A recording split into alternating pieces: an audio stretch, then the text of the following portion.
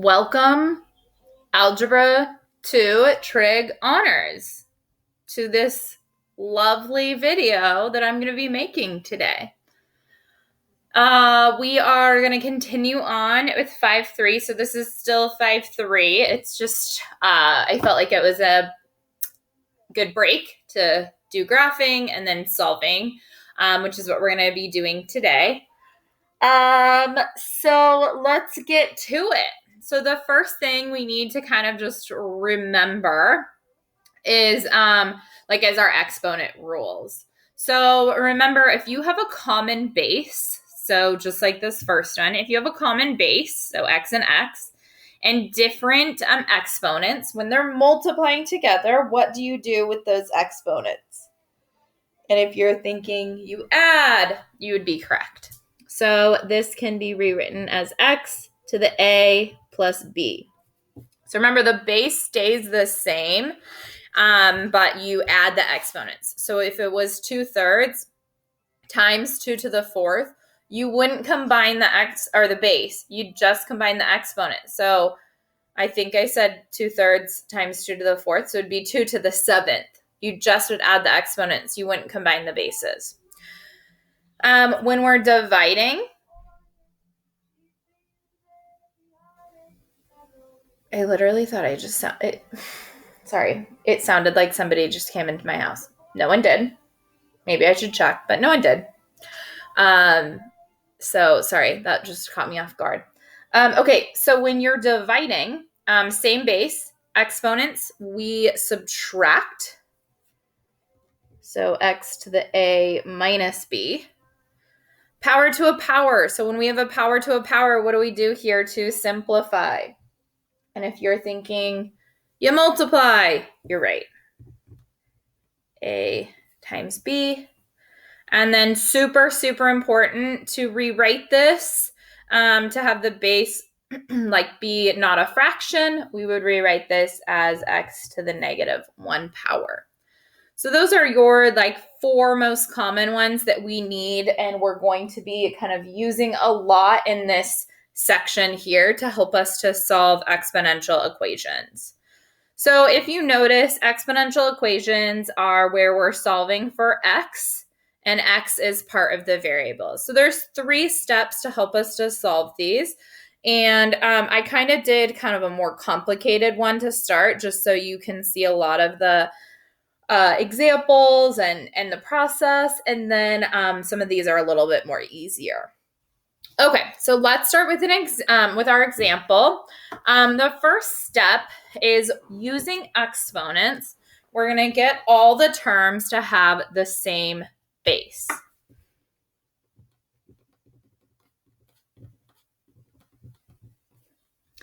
So we look at the bases here, 27, 9, and 81. And I first look at the smallest base, which is 9, and I think, can I rewrite 27 as a base of 9? And I think, okay, well, 9 to the first power is 9. 9 squared is 81. So there's no way for me to rewrite 27 with a base of 9. So then I think smaller. I think about a smaller base, and I think, well, what about 3? Well, 3 to the third power is 27. 3 squared is 9, and 3 to the fourth is 81. So I can actually rewrite all of those with a base of 3. So that's going to be my first step. So 27, we're just going to rewrite as 3 to the third. And I'm just going to leave that x plus 1 up there, times 9, which is 3 squared. Then that x equals 81, which is 3 to the fourth, and then 2x plus 1.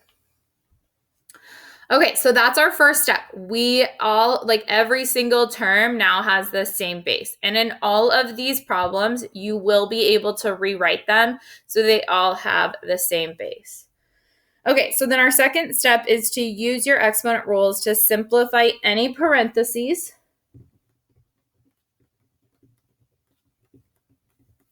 And to combine like bases.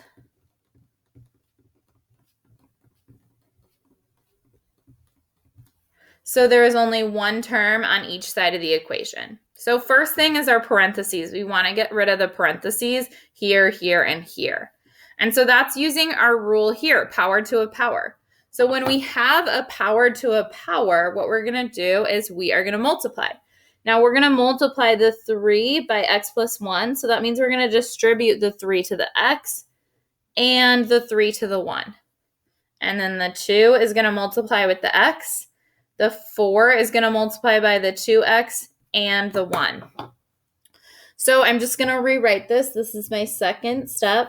It's going to be 3 to the 3x plus 3. I distributed the 3 to both terms times 3 to the 2x equals 3 to the 8x plus 4.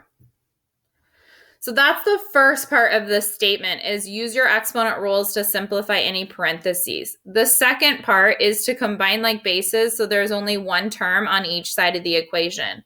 On our right side, there is only one term on the right side, so we're good there. But on the left side, there are two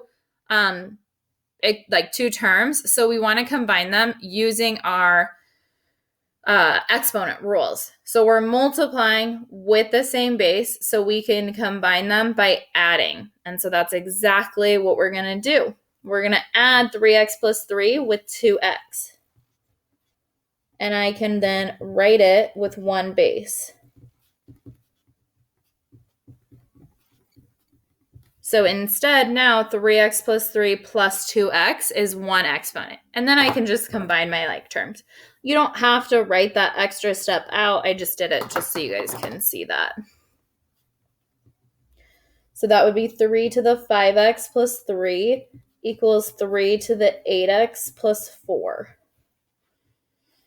So now when I have this, I have the last part in the last step.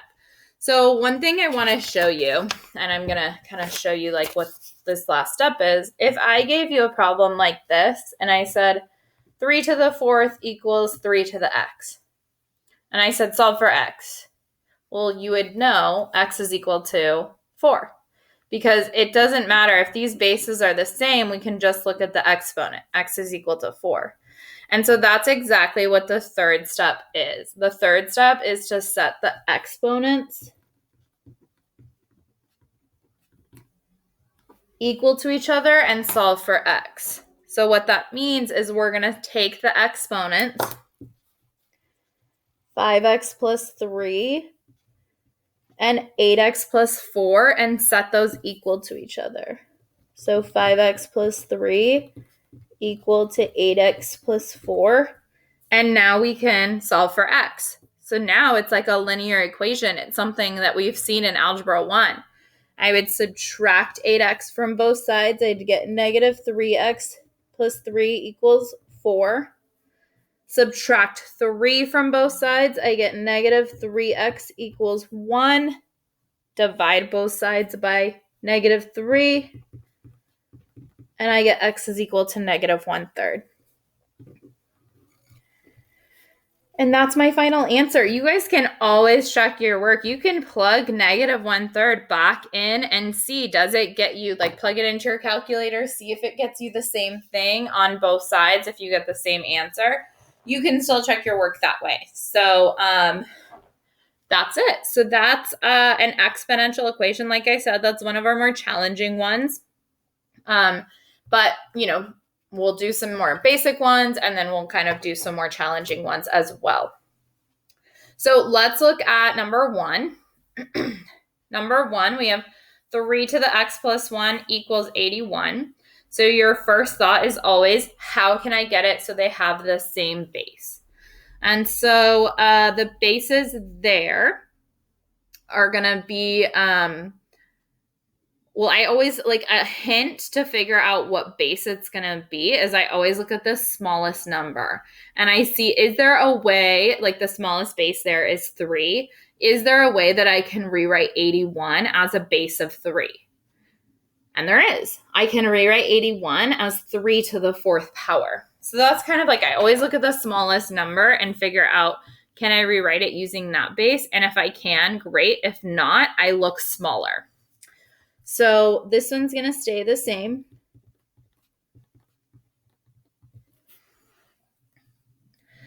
And now this is pretty straightforward. So if you're feeling good with what we just did in that example, pause me here, try the rest of this problem on your own, and come back and check your work. If you want to see me do it, I'm going to do it right now. So there are no parentheses, and I have one expression on each side of the equal sign. So all I'm going to do, and all I have to do, is just set my exponents equal to each other. X plus 1 equals 4, and now I can just solve for x. Subtract 1 from both sides, and I get x is equal to 3. Which makes sense. 3 plus 1 is 4. 3 to the 4th power, 81. Okay, so I want you to look at 2, and I want you to think, well, how can I rewrite them as the same base? And you may be thinking, well, they are the same base, but one's in the denominator. So the first thing you want to do is make sure there aren't any fractions. So to do that, what do we have to use? How can I rewrite 1 over 5? Well, hopefully you're thinking about our rule up here. Anytime we have a fraction, we can rewrite it as a negative exponent. So this is going to be 5 to the 1 minus 2x. We're good here. And then this instead is going to be rewritten as 5 to the negative 1 power. Okay, now I want you guys to pause me here, finish the rest of this problem on your own, and then come back and check your work. Okay, so you should be coming back to check your work. So what we're going to do is we're going to set 1 minus 2x equal to negative 1. So 1 minus 2x equals negative 1. Subtract 1 from both sides. Divide by negative 2. And I get x is equal to 1.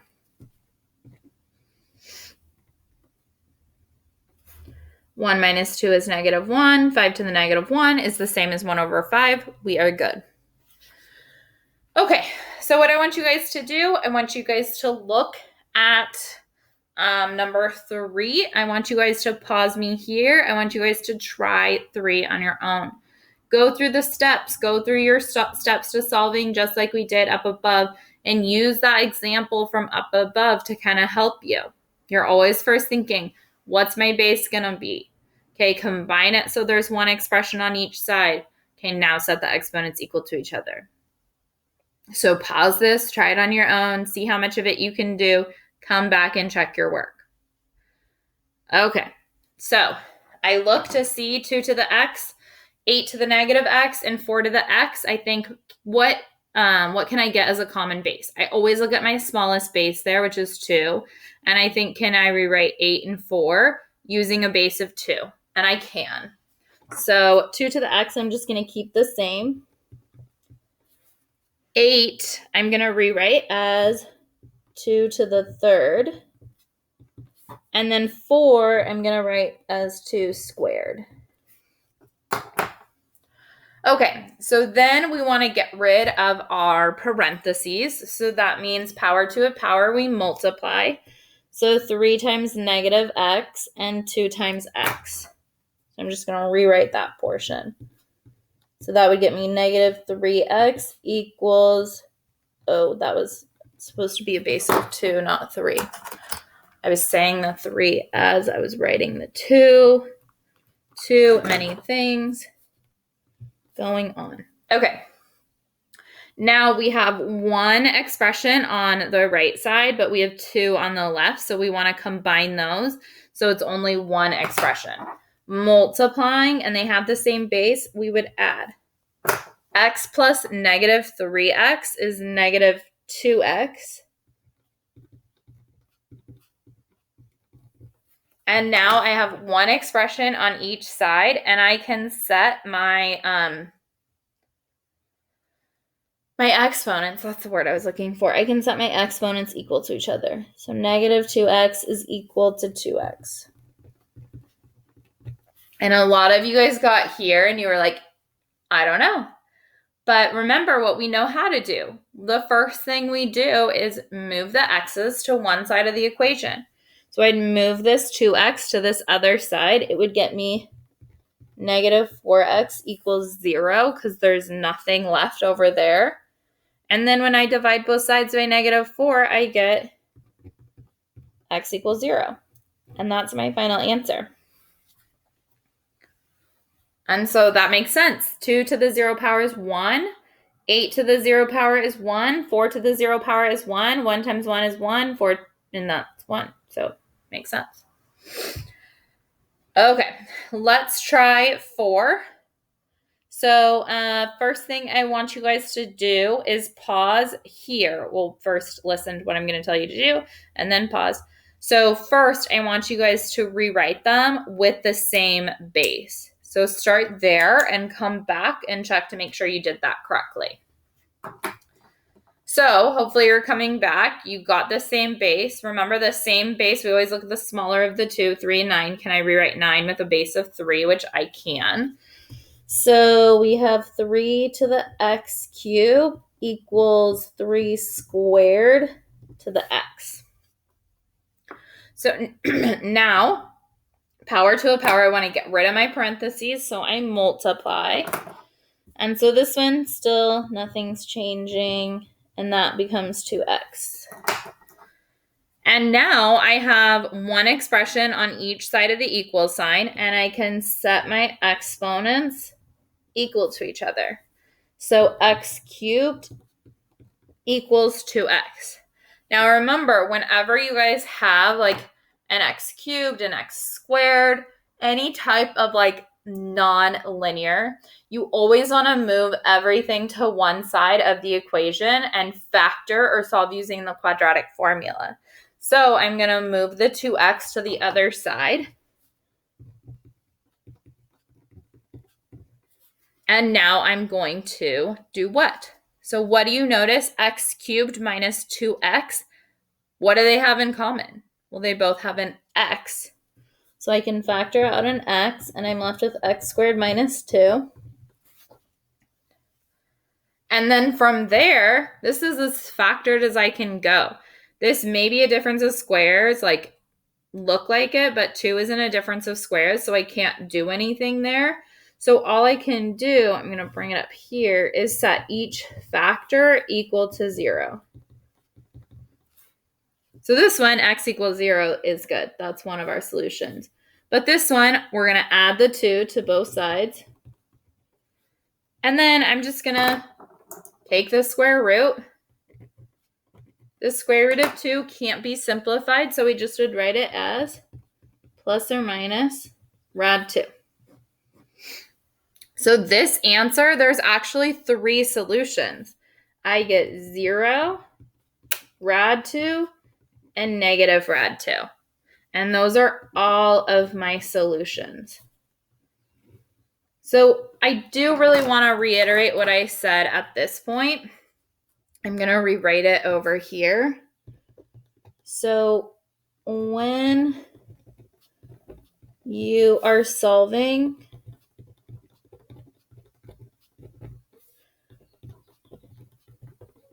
something within x squared or higher exponent,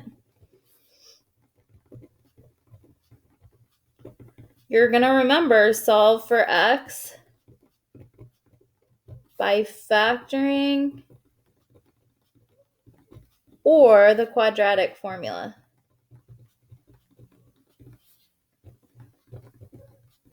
And the quadratic formula, remember, you can only use with x squared.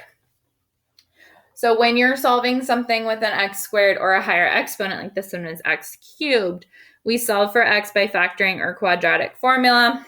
I should have also said, so that means move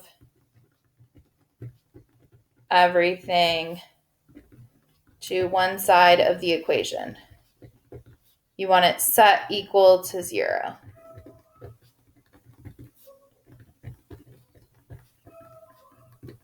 Always. Okay. So let's look at 5.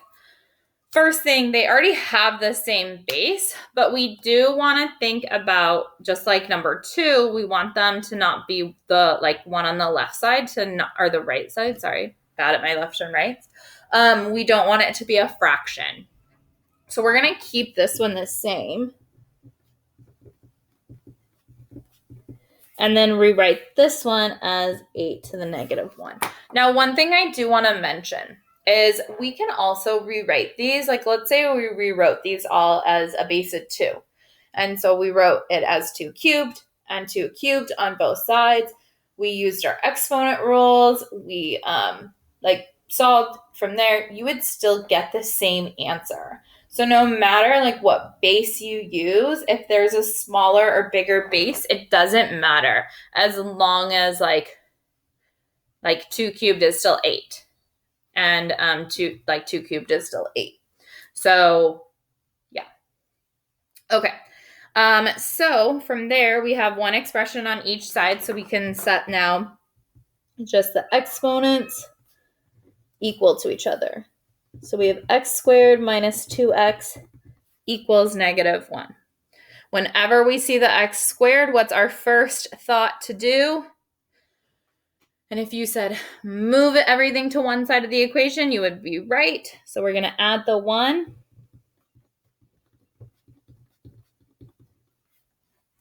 And then I'm thinking, first, can I factor this? Do I know 2 numbers that multiply together to get me positive 1 and add to get me negative 2? And I do. That would be negative 1 and negative 1. Now, if, let's say, you couldn't factor this, then you would want to solve using the quadratic formula. So if you can't factor, always go to the quadratic formula if it's an x squared. So now I really only have to set one of these equal to 0 because they're the same thing. And I get x is equal to 1. And that is my answer. Okay, last one, and then we are done with the 5-3 notes. Okay, so for number 6, we have e to the x squared equals e to the 3x times 1 over e squared. So first thing, our first thought is, are the bases the same? And are the bases the same? So think about that. Are all of the bases the same? And your answer should be, yeah, they are all the same. They're all e. So we don't have to worry about rewriting them with the same base. That step is already done for us. But one thing we do have to think about is that 1 over e squared. It's written as a fraction, and we always want to rewrite fractions as non-fractions. So we always want to bring the bottom to the top. And so we're going to do that first. And remember, that's using negative exponents. So e to the x squared is going to stay the same. E to the 3x is going to stay the same. But 1 over e squared, I'm going to rewrite that as e to the negative 2. So when it comes up, it's brought as a negative. Okay, now from there, what I really want you guys to do is pause me and try and just finish the rest of the problem on your own. But if you need my extra help, I'll walk you through this problem. So our next step is to combine the right side. We have 2 expressions there, so they're multiplying, so we can combine them by adding. Now, those aren't terms, 3x and negative 2, so we're just going to rewrite it as 3x minus 2. Now I have one expression on both sides of the equal sign, so I can set my exponents equal to each other. So x squared equals 3x minus 2. And so now I can move everything over. I always like to move everything over to the side of the x squared, or actually a better way to phrase that is I like to keep the x squared positive. So if the x squared is already positive like it is, I'm going to move everything over to this side. So I'm going to subtract the 3x and add the 2. And now I'm thinking, can I factor? Do I know 2 numbers that multiply together to get me 2 and add to get me negative 3? And I do. X minus 2 and x minus 1. And now I can just set both of those factors equal to 0 and solve. So I get x equals 2 and x equals 1. And those are my two solutions. And that's it. I actually really like these problems. I think they're like oddly fun. Not as fun as trig identities, because that's where the real fun is. I know that's really sad. But I do like these. I feel like they're kind of a puzzle that I like to solve. So I hope you guys are all doing super well. I really do.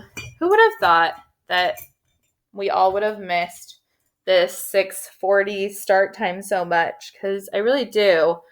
I mean, I do like sleeping in, but I do really miss seeing you guys. I would definitely cut out the sleeping in part to see you and have normal class again. So I hope you guys are doing well. If you guys need anything, you guys can email, you guys can call me, you can text me, you can come on to Google Hangouts. There are so many ways that you guys can get in touch with me that there's just no excuse not to. So I hope you guys have a great day, and I will talk to you soon.